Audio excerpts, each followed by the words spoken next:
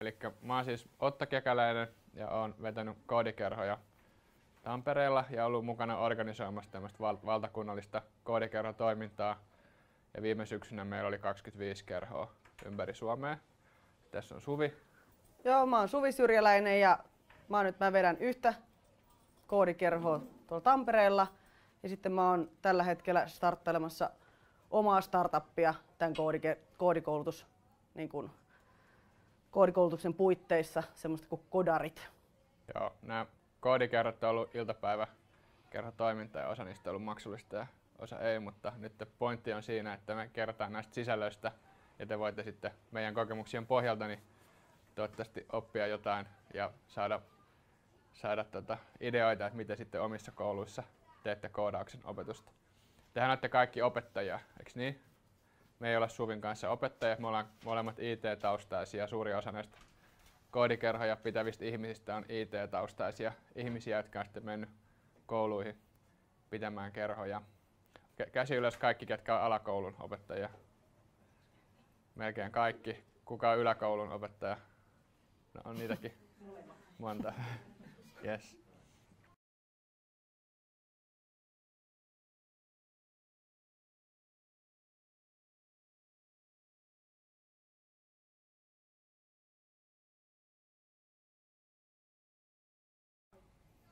Eli aloitetaan siitä, että miksi koodaustaustaiset ihmiset ja IT-alalla työskentelevät, miksi niitä on kiinnostanut mennä kouluihin opettaa ohjelmointia. No se johtuu siitä, että meidän mielestä ohjelmointi on tulevaisuuden yleissivistystä. Se on niin kuin 4. taito lukemisen, kirjoittamisen ja laskemisen jälkeen. Nykyinen yhteiskunta on tietoyhteiskunta ja kaikki toimii tietokoneella. Kaikki verotus toimii tietokoneella ja kaikki niin kuin hallinta toimii tietokoneella ja kaikki talous ja kaikki pörssit ja kaikki palkat maksetaan tietokoneella ja terveydenhuolto on riippuvainen täysin terveydenhuollon tietojärjestelmistä ja kohta armeijatkin sotii vain kybersotaa, että sekin on riippuvainen tietokoneista. Ja kun me eletään tietoyhteiskunnassa, niin opettelemalla ohjelmointia, jolla kaikki tietokoneet toimii ohjelmakoodilla, niin silloin ymmärtää paremmin niin kuin, mitä ympärillä tapahtuu. Että eihän kaikista jotka opettelee lukemaan ja kirjoittaa, eihän kaikista tuu niinku romaanikirjailijoita tai toimittajia, journalisteja, mutta kuitenkin kaikki oppii jonkun verran ja sitten voi hyödyntää sitä taitoa enemmän tai vähemmän sitten elämänsä aikana.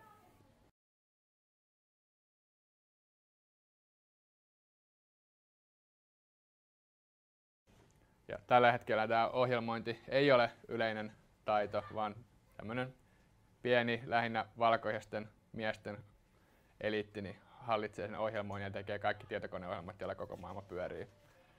Täällä on tämmöinen demokraattinen ulottuvuus.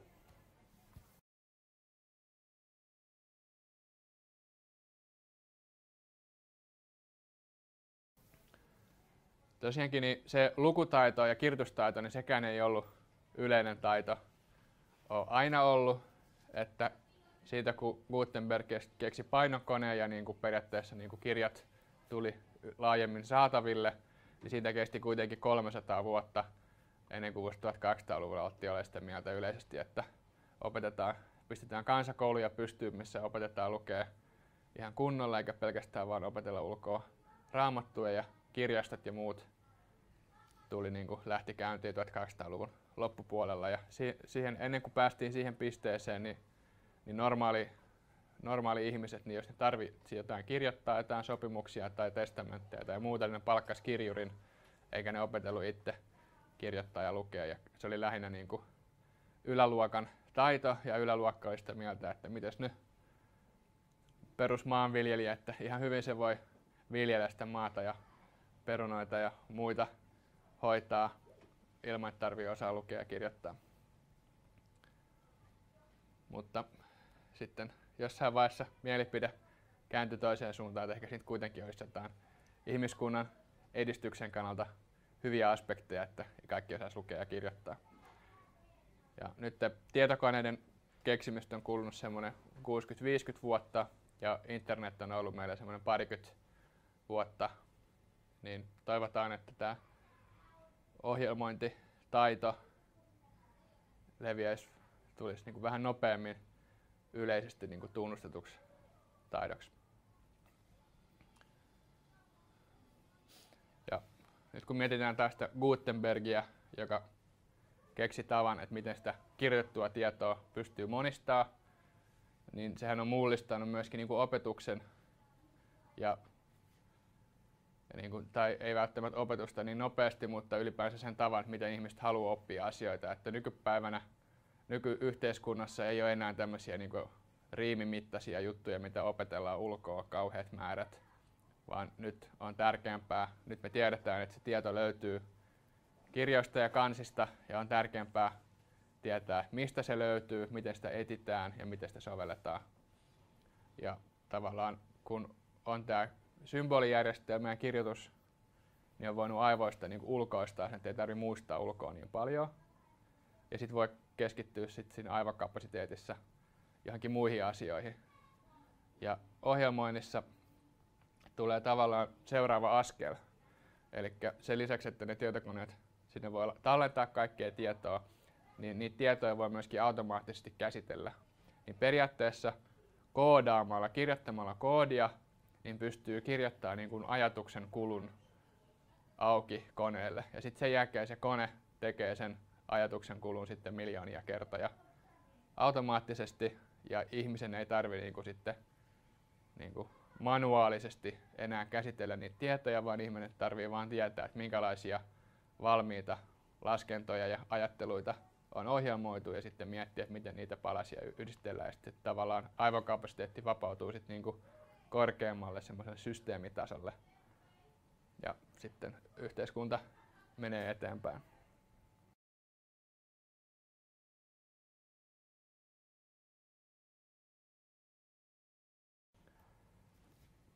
Ja tosiaankin niin me uskotaan, että koodikerho ja ohjelmointitaito, niin se edistää monella tavalla yhteiskuntaa. Et kyllähän kaikki niin kuin oppii jo, katsotaan pieniä lapsia ja kaikilla on niin kuin alakouluissa ja kaikilla on kännykät ja kaikki osaa käyttää Instagramia ja muuta, että kaikki oppii kyllä kuluttajiksi, mutta ei ne opi tuottajiksi, ellei sitä erikseen niille opeteta. Eikä kaikki voi olla pelkästään kuluttajia, osan pitää olla tuottajiakin.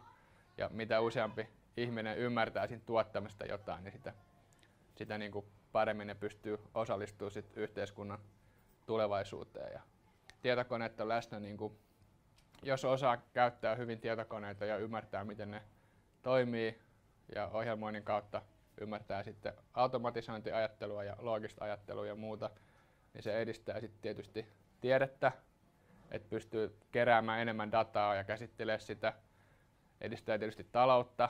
Meillä nyt jo on sellainen tilanne, että ohjelmointitaitoisista ihmisistä on pulaa, ja ne, jotka ei suoraan omasta työstä tee ohjelmointia, niin kuitenkin tekee kaikenlaisia tietojärjestelmähankintoja ja suunnittelee kaikenlaista automaatiota ja muuta.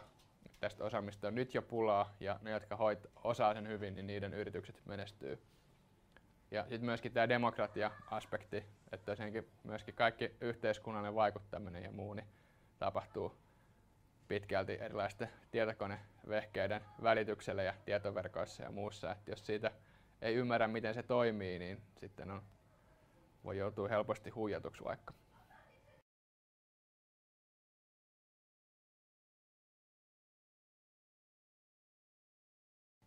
Joskus puhutaan myöskin niin kuin algoritmisesta ajattelusta, esimerkiksi opetussuunnitelmassa on tämä termi. Ja mä tykkään itse tämmöistä termistä kuin automatisointiajattelu. Ja sitä kun käytetään, niin halutaan korostaa sitä, että kun oppii ohjelmointia, niin ei ole kysymys pelkästään siitä, että oppii niin kuin jonkun ohjelmointikielen ja niin kuin sen käytännön taidon, vaan siitä, että samalla kun tekee sitä, niin kehittyy sitten semmoinen niin kuin abstraktimpi ajattelu, että ymmärtää paremmin niin kuin loogisia juttuja ja ehkä vähän matemaattisia juttuja ja muutenkin yleisesti syy-seuraussuhteita ja muita asioita, joita voi soveltaa sitten niin kuin ihan muuallakin paikoissa kuin pelkästään tietokoneesta, vaikka jossain organisaatiosta, miten eri organisaatioyksiköt tekee työtä yhdessä ja mitkä niiden väliset rajapinnat on ja tämmöisiä asioita. Vaikea kuvitella, että 30 vuoden kuluttua niin meillä olisi poliitikkoja, jotka tekee miljardiluokan tietojärjestelmähankintoja ilman, että ne ymmärtää yhtään ohjelmoinnista mitään. Mutta semmoinen tilanne meillä on tänä päivänä. Sitten tuleekin erinäisiä ongelmia.